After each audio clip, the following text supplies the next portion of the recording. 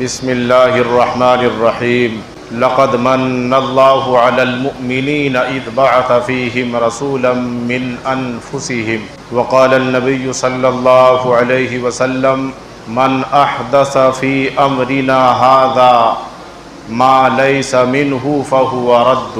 صدق اللہ العظیم۔ یہ مہینہ جو چل رہا ہے ربیع الاول کا مہینہ ہے، یہ اسلامی سال کا تیسرا مہینہ ہے، اس لیے اس مہینے کی مناسبت سے چند باتیں عرض کرنا چاہتا ہوں۔ اللہ تعالی ہم سب کو عمل کی توفیق عطا فرمائے۔ پہلی بات تو یہ ہے کہ اس مہینے کا نام ربیع الاول کیوں رکھا گیا ہے۔ علماء نے لکھا ہے کہ ربیع کا معنی موسم بہار کے ہے، بہار کا موسم، جس موسم میں درختوں پر پھول آتے ہیں، درختوں پر پھل اگتے ہیں۔ عربی میں موسم بہار کو ربیع کہا جاتا ہے، اور موسم بہار کے دو حصے ہوتے ہیں۔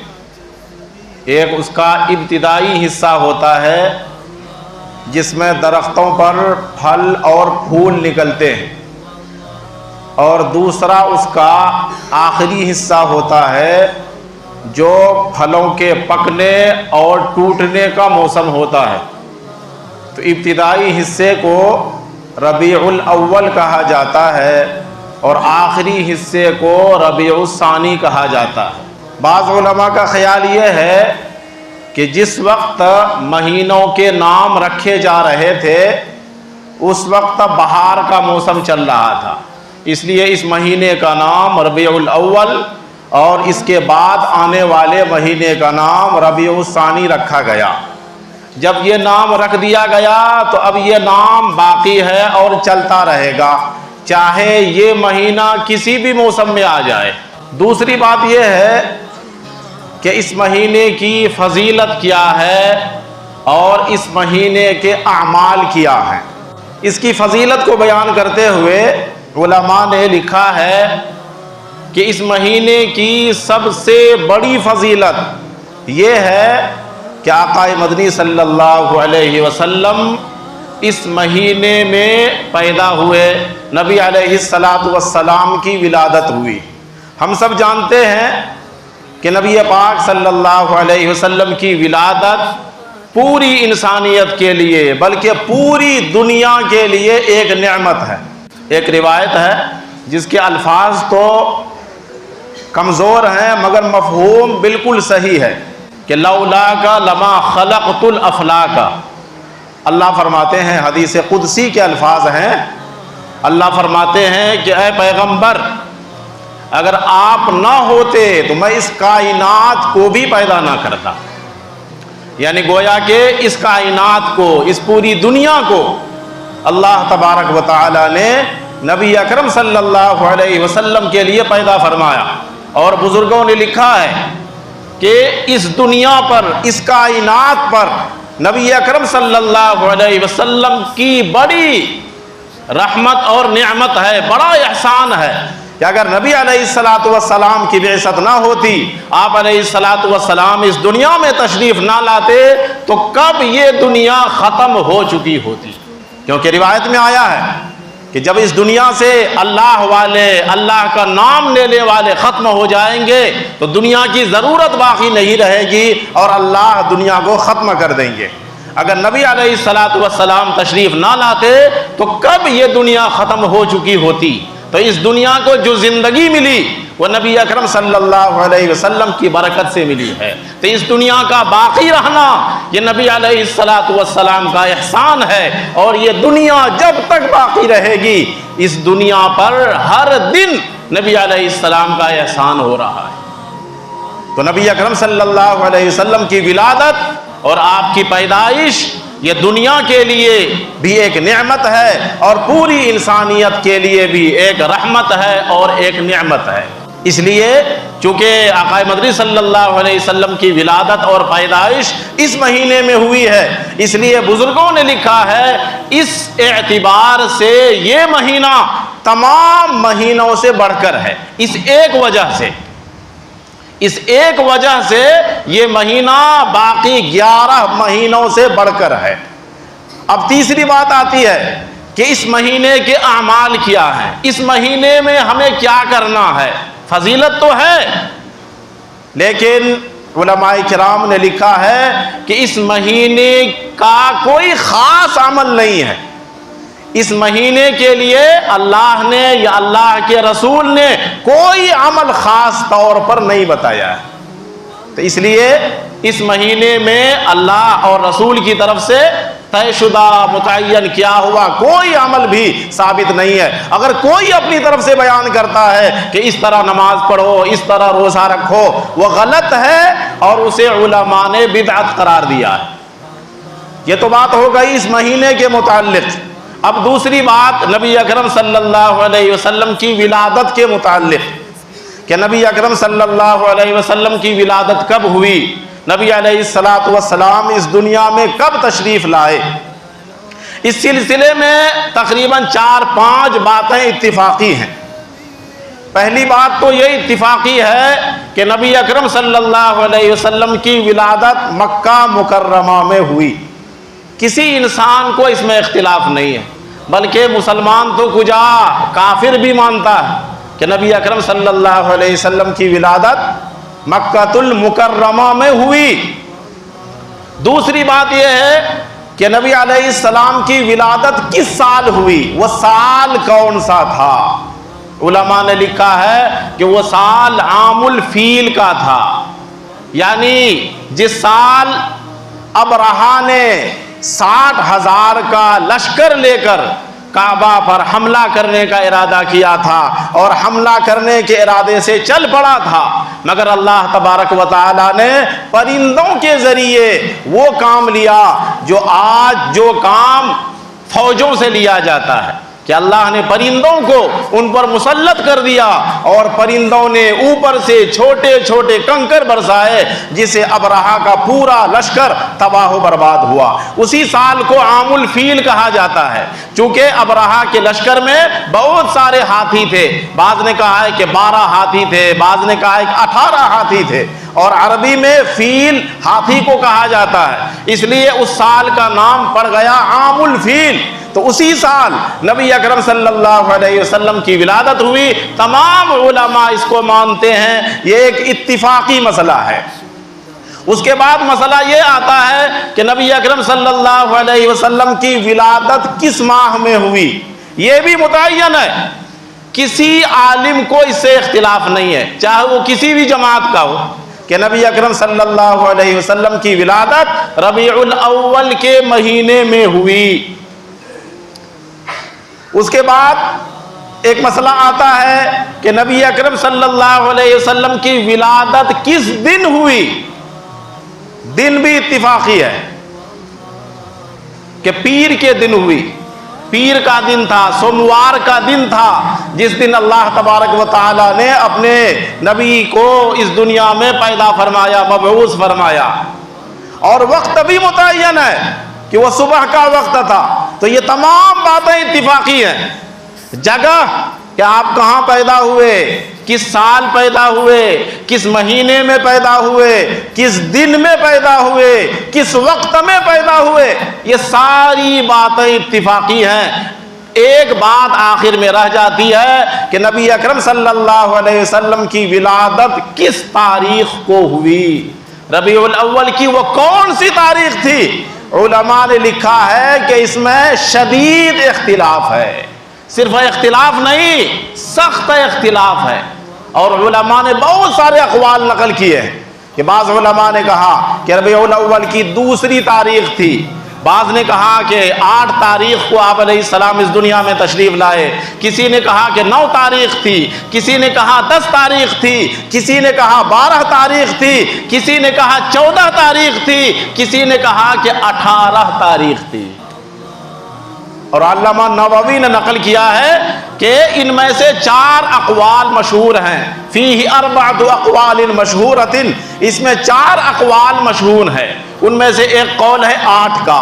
بہت سے علماء نے کہا ہے، محققین نے، کہ نبی اکرم صلی اللہ علیہ وسلم کی ولادت ربیع الاول کی 8 تاریخ کو ہوئی ہے، اور بعض علماء نے کہا ہے کہ 9 تاریخ کو ہوئی ہے۔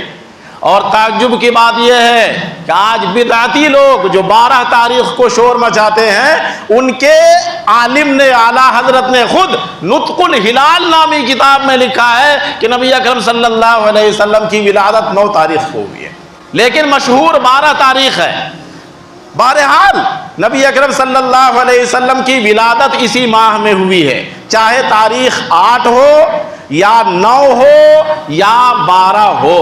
اب ایک مسئلہ یہاں رہ جاتا ہے کہ اختلاف کیوں ہوا؟ صحابہ کرام تو نبی اکرم صلی اللہ علیہ وسلم سے بے انتہا محبت کرنے والے تھے، وہ تو نبی اکرم صلی اللہ علیہ وسلم کی تمام عادتوں کو، اخلاق کو، سنتوں کو، سب کچھ، تمام چیزوں کو محفوظ کیا، یاد رکھا، امت کے سامنے بیان کیا۔ بلکہ صحابہ کرام تو نبی اکرم صلی اللہ علیہ وسلم سے اتنی محبت کرتے تھے کہ صرف عبادات کو، اخلاق کو یاد نہیں رکھا، بلکہ کتابوں میں لکھا ہے کہ نبی اکرم صلی اللہ علیہ وسلم کے کتنے بال سفید ہوئے تھے، صحابہ نے اسے بھی یاد رکھا۔ چنانچہ روایات میں آتا ہے، بعض صحابہ کرام نے فرمایا کہ نبی اکرم صلی اللہ علیہ وسلم کے 14 بال سفید ہوئے تھے، بعض نے کہا ہے کہ 18 بال سفید ہوئے تھے۔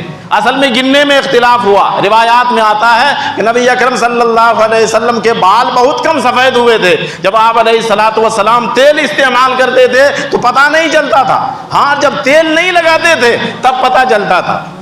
تو صحابہ کرام نے آپ کے بالوں کو بھی یاد رکھا، بلکہ جن جانوروں پر آپ سوار ہوتے تھے، جو ہتھیار آپ استعمال کرتے تھے، سب کچھ صحابہ کرام نے یاد رکھا اور امت کے سامنے پیش کر دیا۔ اب بڑا مسئلہ یہ آتا ہے کہ صحابہ کرام نے ولادت کی تاریخ کو کیوں یاد نہیں رکھا؟ یہ بڑا اشکال ہے، بڑا اعتراض ہے۔ علماء نے اس کے جوابات دیے ہیں، اور اس کا سب سے بہتر جواب یہ لکھا ہے کہ یہ من جانب اللہ ہوا، اللہ تعالی کی مرضی یہی تھی کہ نبی کی ولادت کی تاریخ متعین نہ ہو، تاکہ یہ امت ولادت کی تاریخ کو وہ کام نہ کرے جو آج عیسائیوں نے شروع کر دیا۔ اللہ کی مرضی یہی تھی، اس لیے صحابہ کرام نے اس تاریخ کو یاد نہیں رکھا، یا صحابہ کرام کے ذہنوں سے اس تاریخ کو بھلا دیا گیا، اس لیے تاریخ محفوظ نہیں ہے۔ اب اگلی بات خود معلوم ہو جاتی ہے کہ جب تاریخ متعین نہیں ہے تو کام متعین کہاں سے ہوگا کہ اس دن میں یہ کرنا ہے، یہ کرنا ہے۔ اور اس سے یہ بھی پتا چلا کہ صحابہ کرام ولادت کی تاریخ میں کچھ نہیں کرتے تھے، اگر کچھ کرتے تو ہر سال اس تاریخ کو وہ عمل ہوتا اور وہ تاریخ متعین ہو جاتی، اس تاریخ میں اختلاف نہیں ہوتا۔ اور شریعت میں ایسا ہے کہ جس دن، جس تاریخ کے ساتھ کوئی عمل متعلق ہے، اس تاریخ کو شریعت نے محفوظ رکھا ہے۔ عاشوراء کے دن روزہ ہے، عاشوراء کے دن متعین ہے۔ عرفہ کے دن روزہ ہے، عرفہ کا دن متعین ہے۔ عید کے دن نماز ہے، قربانی کے دن قربانی ہے، نماز ہے، کوئی اختلاف نہیں ہوتا ہے، وہ دن متعین ہے۔ کہ عید کب آتی ہے؟ رمضان کا مہینہ ختم ہو، عید کا دن آتا ہے۔ ذی الحجہ کی 10 تاریخ کو قربانی کا دن آتا ہے، لیکن یہ تاریخ متعین نہیں ہے، کیونکہ اس تاریخ کے ساتھ کسی بھی حکم شرعی کا کوئی تعلق نہیں ہے، اس لیے اس تاریخ کو محفوظ نہیں رکھا گیا، یاد نہیں رکھا گیا۔ اور صحابہ کرام کی زندگی میں اسی طرح صحابہ کرام کے بعد تابعین کا دور آیا، تبع تابعین کا دور آیا، کبھی بھی اس تاریخ میں کوئی خاص عمل نہیں کیا گیا۔ ایک بات یاد رکھیں، نبی اکرم صلی اللہ علیہ وسلم سے ہر مسلمان محبت کرتا ہے، اور نبی علیہ السلام اس دنیا میں تشریف لائے، ہر مسلمان کو خوشی ہے لیکن شریعت نے ذمہ داری دی ہے کہ خوشی میں بھی وہ کام کرنا جو شریعت نے بتایا ہے، غمی میں بھی وہ کام کرنا ہے جو شریعت نے بتایا ہے۔ نہ تو ہم خوشی میں آزاد ہیں کہ جو چاہیں کر لیں، اور نہ غمی میں آزاد ہیں کہ جو چاہیں کر لیں۔ شریعت نے حدود مقرر فرمائی ہے کہ غمی میں جہاں تک کرنے کی اجازت ہے وہیں تک کرنا ہے، کپڑے پھاڑنا، چہرے کو مارنا، یہ شریعت میں اس کی اجازت نہیں ہے۔ اسی طرح خوشی کے موقع پر شراب استعمال کر لینا، فلم دیکھنا، شریعت نے اس کی بھی اجازت نہیں دی ہے۔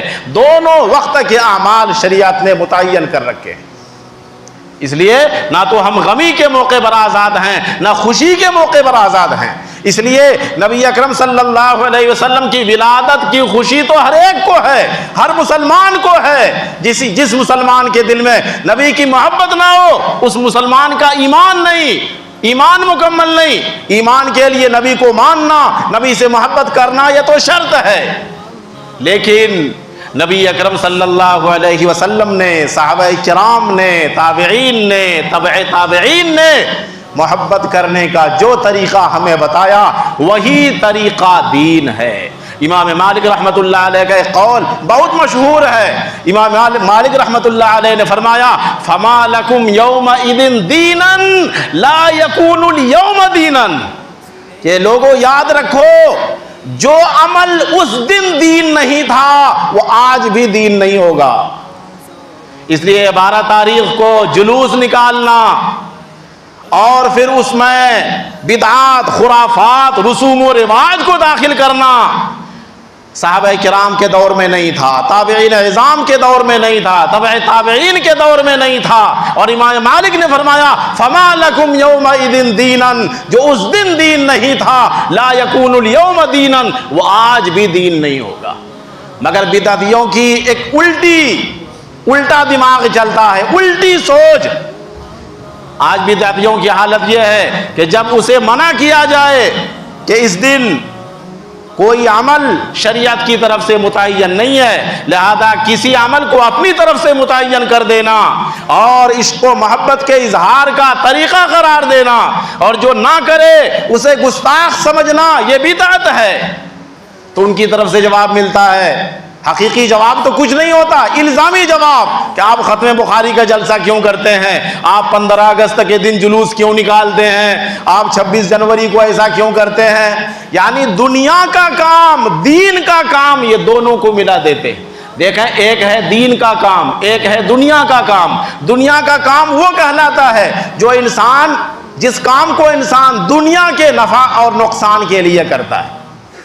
کوئی آدمی 15 اگست اس لیے مناتا ہے کہ قبر میں حساب آسان ہو جائے گا، کوئی 15 اگست 26 جنوری اس لیے مناتا ہے کہ میدان محشر میں گرمی سے ٹھنڈک حاصل ہو جائے گی، پل صراط پر سے گزرنا آسان ہو جائے گا۔ کوئی نہیں مناتا، اس لیے کہ یہ دین کا کام نہیں ہے، کوئی ثواب کا ارادہ نہیں کرتا ہے، کوئی بھی یہ نہیں سوچتا ہے کہ ہمیں اس کا آخرت میں فائدہ ہوگا۔ لیکن کیا 12 ربیع الاول کو جلوس نکالنے والے کیا سمجھتے ہیں کہ یہی عشق رسول ہے، ہمیں اس کا ثواب ملتا ہے، ہمیں اس کا اجر ملے گا، ہمیں آخرت میں اس کا بدلہ ملے گا، عوض ملے گا۔ تو اس سے پتا چلا کہ یہ دین کا کام سمجھتے ہیں، دنیا کا کام نہیں سمجھتے ہیں۔ اور بدعتیوں نے اس کو ثابت کرنے کے لیے عجیب عجیب دلیل انہوں نے پیش کر دی ہے، جبکہ امام مالک رحمۃ اللہ علیہ کا قول آپ کے سامنے آ گیا کہ جو اس دن دین نہیں تھا وہ آج بھی دین نہیں ہوگا۔ لیکن بدعتیوں نے اپنی بدعت کو ثابت کرنے کے لیے اس آیت سے استدلال کر لیا، اس حدیث سے استدلال کر لیا۔ لیکن غور کریں کہ جس آیت سے آج بدعتی اپنی بدعت کو ثابت کر رہا ہے، کیا یہ آیت آج نازل ہوئی ہے؟ یہ بدعت تو یہ آیت تو نبی اکرم صلی اللہ علیہ وسلم کے دور سے چلی آ رہی ہے، یہ حدیث تو نبی اکرم صلی اللہ علیہ وسلم کے دور سے چلی آ رہی ہے۔ اس آیت کا، اس حدیث کا مطلب صحابہ نے کیا سمجھا تھا؟ صحابہ کے دور میں بھی تو یہ آیت تھی، یہ حدیث تھی، صحابہ نے اس کا مطلب کیا سمجھا تھا، تابعین نے کیا سمجھا تھا، تبع تابعین نے کیا سمجھا تھا۔ جو مطلب انہوں نے سمجھا وہی مطلب صحیح ہے۔ آج کوئی نیا مطلب بیان کرتا ہے وہ باطل ہے، غلط ہے۔ ایک عجیب واقعہ لکھا ہے کتابوں میں، ایک آدمی نے نبوت کا دعویٰ کر دیا، نبوت کا دعویٰ کر دیا کہ میں نبی ہوں، اب لوگ جمع ہوئے ہنسنے لگے کہ یہ دیکھو نبوت کا دعویٰ کر رہا ہے. وہ کہنے لگا کہ میں دعویٰ کر رہا ہوں، دلیل بھی میرے پاس ہے اور دلیل قرآن سے ہے. اتفاقاً اس کا نام نعیم تھا. وہ کہنے لگا قرآن میں میرا تذکرہ آیا ہے، مجھ پر ایمان لانا ضروری ہے. ثم لتسألن یومئذ عن النعیم. دیکھو قرآن کہتا ہے کہ نعیم کے بارے میں سوال کیا جائے گا. اب ظاہر ہے کہ اس آیت سے کوئی یہ ثابت کرے کہ میرا نام نعیم ہے لہذا میرے بارے میں سوال کیا جائے گا. اب تک تو لوگوں نے نعیم سے اس کو مراد نہیں لیا تھا. اسی طرح لکھا ہے کہ ایک عورت نے نبوت کا دعویٰ کر دیا. اب لوگوں نے کہا کہ نبی علیہ السلام نے فرمایا لا نبی بعدی، کہ میرے بعد کوئی نبی نہیں آئے گا. اس عورت نے جواب دیا کہ میں تو نبیہ ہوں، نبی نہیں ہوں نا، میں تو نبیہ ہوں. نبی نے کہا کہ لا نبی بعدی، میرے بعد نبی نہیں آئے گا، میں نبی کہاں ہوں، میں تو نبیہ ہوں. تو اس طرح سے اگر کوئی دلیل پیش کرے تو کوئی بھی اسے نہیں مانتا. آج بدعتیوں کے پاس یہی دلیل ہے. حضرت علی رضی اللہ عنہ کے دور خلافت میں ایک واقعہ پیش آیا کہ حضرت علی عیدگاہ تشریف لے گئے تو وہاں عید کے دن مسئلہ یہ ہے کہ عید کی نماز سے پہلے نوافل کی اجازت نہیں ہے، نہ گھر میں، نہ مسجد میں، نہ عیدگاہ میں. تو ایک آدمی کو حضرت علی نے عیدگاہ میں نوافل ادا کرتے ہوئے دیکھا تو حضرت علی نے اسے منع کیا. حضرت علی نے اسے منع کیا کہ نوافل مت پڑھو، نوافل پڑھنے کی اجازت نہیں ہے. اس نے وہی جواب دیا جو جواب آج بدعتی دیتا ہے. اس آدمی نے کیا جواب دیا کہ فَعْلَمْ أَنَّ اللَّهَ لَا يُعَذِّبُ عَلَى صَلَاتِي، کہ آپ امیر المؤمنین جان لیں کہ اللہ تعالیٰ اس نماز پر مجھے عذاب نہیں دے گا. نماز تو عبادت ہے، عبادت پہ عذاب دے گا اللہ؟ میں تو ایک عبادت کر رہا ہوں. تو حضرت علی نے بڑا سخت جواب دیا. حضرت علی نے فرمایا کسی کام پر ثواب اس وقت ملتا ہے جبکہ اس کام کو نبی نے کیا ہو یا نبی نے اس کی ترغیب دی ہو. اور تم جو کر رہے ہو نہ تو نبی نے یہ کیا ہے نہ نبی نے ترغیب دی ہے. فَتَكُونُ صَلَاتُكَ عَبَثًا وَالْعَبَثُ حَرَامٌ، لہذا تمہاری نماز عبث ہے اور عبث حرام ہے. ذرا غور کریں، اگر یہ جواب دینے والا کوئی دیوبندی ہوتا اور جس کو جواب دیا جاتا وہ کوئی بدعتی ہوتا تو وہ بدعتی آج کیا کہتا کہ یہ گستاخ رسول ہے، یہ تو نماز سے روک رہا ہے، یہ تو نماز کا منکر ہے، یہ تو وہابی ہے. لیکن حضرت علی نے روکا اور بتا دیا کہ جو عمل ثابت ہے اسی پر ثواب ہے، جو ثابت نہیں ہے اس پر ثواب نہیں ہے. بہرحال خلاصہ یہ کہ ایک بات اور رہ گئی کہ علماء نے لکھا ہے کہ 600 سال تک 12 ربیع الاول یا ربیع الاول کے مہینے میں جشن میلاد کی کوئی واقعہ نظر نہیں آتا ہے، کوئی ثبوت نہیں ملتا ہے. سن 604 میں 7ویں صدی شروع ہونے کے وقت ایک بادشاہ گزرا ہے مظفر الدین کوکری. اس نے دیکھا کہ لوگ مجھ سے ناراض ہو رہے ہیں، لوگ ناراض ہو رہے ہیں، تو اس نے لوگوں کو اپنی طرف متوجہ کرنے کے لیے میلاد النبی اور جشن میلاد کی ابتدا کی. اب یہ کام کرنے کے لیے اسے ضرورت تھی فتویٰ کی، تو اس نے ایک عالم تلاش کیا، ایک آدمی کو تلاش کیا جس کا نام تھا ابو الخطاب ابن دحیہ، جو اپنے آپ کو عالم سمجھتا تھا. اسے کہا کہ تم اجازت دو، ثابت کرو کہ یہ جلوس نکالنا، محفل میلاد منعقد کرنا جائز ہے. چنانچہ ابو الخطاب بن دحیہ نے ایک کتاب لکھی التنویر فی مولد البشیر النذیر. اس نے ایک کتاب لکھی اور بادشاہ کے لیے ثابت کیا کہ یہ کام کرنا جائز ہے اور ثابت ہے. اور پھر اس بے دین بادشاہ نے، جسے اس زمانہ کے علماء نے کاذب کہا، بے دین کہا، اس نے اس کام کو شروع کیا اور وہ کام بڑھتا چلا گیا. اور وہ اتنا بد دین بادشاہ تھا کہ مجلس میلاد منعقد کرتا تھا، اس میں گانا بجتا تھا اور خود ناچنے لگتا تھا. تو وہاں سے یہ بدعت اور یہ عمل شروع ہوا ہے. اور آج وہ لوگ جو اپنے آپ کو مسلمان سمجھتے ہیں اس بدعت عمل کو سنت سمجھ کر اور اسے ضروری سمجھ کر انجام دیتے ہیں، اور اس قدر ضروری سمجھتے ہیں کہ جو لوگ اس میں شریک نہ ہوں انہیں وہ نبی اکرم صلی اللہ علیہ وسلم کا گستاخ اور محبت نہ کرنے والا سمجھتے ہیں۔ اللہ تعالی ہم لوگوں کو ان تمام رسوم و رواج سے، بدعات و خرافات سے ہم سب کی حفاظت فرمائے اور سنت و شریعت کے مطابق عمل کرنے کی توفیق عطا فرمائے۔ وآخر دعوانا الحمد للہ رب العالمین۔